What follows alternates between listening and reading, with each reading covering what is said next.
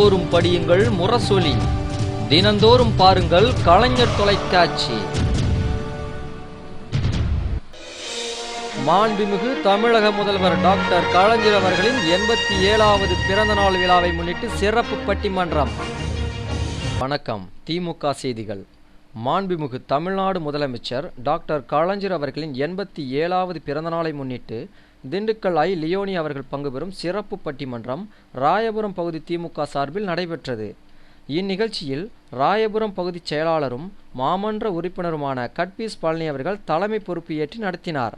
வடசென்னை மாவட்ட செயலாளரும் சட்டமன்ற உறுப்பினருமான புரசை VS பாபு அவர்களும் கழக துணை பொதுச் செயலாளரும் மாநில மகளிர் ஆணைய தலைவருமான திருமதி SP சர்க்குண பாண்டியன் அவர்களும் நாடாளுமன்ற உறுப்பினர் திரு TKS இளங்கோவன் அவர்களும் சிறப்புரையாற்றினார்கள்.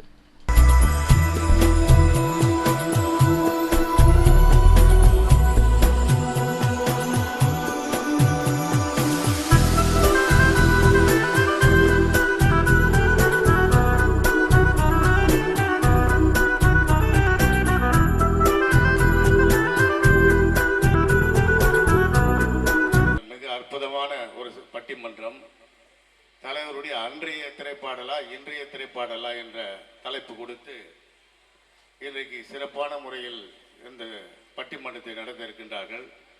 மக்கள் எல்லாம் ஆவலோடு எதிர்பார்க்கின்ற ஒரு பட்டிமன்றம். மிக சிந்திக்கக்கூடிய வகையிலும் சிரிக்கக்கூடிய வகையிலும் இன்றைக்கு அந்த பட்டிமன்றத்தை அவர் நடத்தி கொண்டு வருகின்றார்கள். நம்ம கழகத்தில் ஒருத்தருக்கு ஒருத்தர் பேரறிஞர் அண்ணா காலத்திலேயே அண்ணன் தம்பிகளாக உறவோடு பழகிய ஒரே இயக்கம் நமது திராவிட முன்னேற்ற கழகம் என்ற இயக்கம் தான். அதனால முத்தமிழறிஞர் டாக்டர் கலைஞர் அவர்களுடைய கருத்துக்களை பெரிதும் வலியுறுத்தியது அன்றைய திரைப்பட பாடல்களா இன்றைய திரைப்பட பாடல்களான் தலைப்பு. அந்த பெரியாருடைய வழியில் இன்று வாழும் பெரியாராக இருக்கக்கூடிய ஒரே தலைவன் நமது தானை தலைவன் முத்தமிழறிஞர் டாக்டர் கலைஞர். ஏன் சமஸ்கிருதம் அவங்க மனப்பாடம் பண்ணாதான் வருமா? எந்த ஜாதிக்காரர்களும் அந்த மந்திரத்தை மனப்பாடம் செய்து கோயிலில் அர்ச்சகர் ஆகலாம் என்பதை சட்டமாக்கியவர். ஒரு புரட்சிகரமான திட்டத்தை இந்தியாவிலே உருவாக்கிய தைரியம் என் தானை தலைவன் டாக்டர் கலைஞர் அவர்களுக்கு மட்டும்தான் இருக்கு. அந்த ஆட்சியில் சபாநாயகர் இப்படிதான் உட்கார்ந்துருப்பாங்க. பாத்துருக்கீங்களா? அம்மாவை பார்த்துக்கிட்டே பேசுறது. அதாவது நான் என்னவென்றால் எதற்கு பேசி பெரிய பேச்சாளர் அவர் பட்ட பாடு இன்னைக்கு அவர் உயிரோட சொல்லப்படாது. இருந்தாலும் அது அவர்களுடைய இல்ல, அது நான் என்னவென்று ஏயா. ஆனால் என் தானை தலைவன் கீழே உட்கார்ந்து இருக்கும் போது நமது சபாநாயகர் தனது கருத்துக்களை சுதந்திரமாக வெளியிடுவதற்கு ஒரு அருமையான இடம், ஜனநாயகத்தை நிலைநாட்டி காட்டியது நமது திராவிட முன்னேற்ற கழகம் ஆட்சியில் இருக்கக்கூடிய சட்டமன்றம்.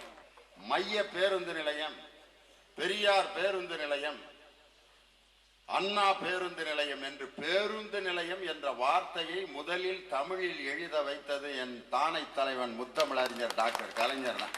அந்த தமிழுக்கு கொடுக்கக்கூடிய மரியாதையை நமது தானை தலைவரை தவிர வேறு எந்த தலைவனாலும் நமது தமிழுக்கு கொடுக்கக்கூடிய மரியாதை இதுவரைக்கும் தருவதில்லை.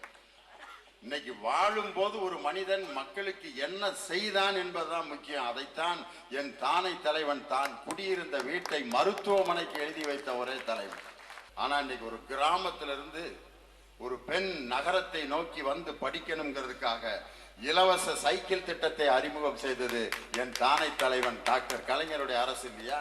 மக்களுக்கு பயனற்ற திட்டங்களை கொடுத்த அதிமுக அரசுக்கு பின் முத்தமிழறிஞர் டாக்டர் கலைஞருடைய அரசு வந்ததுக்கு பிறகுதான் மக்கள் நல திட்டங்கள் மக்களை நோக்கி சென்றது. அது இன்று மட்டுமல்ல, 2011 அது தொடரும்.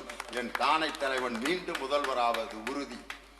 3 தமிழ் தோன்றியது முன்னிடமோ, நீ மூவேந்தர் வழிவந்த மன்னவனோ, உதித்தது பார் செங்கதிர் தான் கீழ்த்திசையில், அதன் ஒளி வெள்ளம் பாய்ந்தது பார் வான்வெளியில் என்று 2011 சூரியன் உச்சத்திற்கு வருவது உறுதி.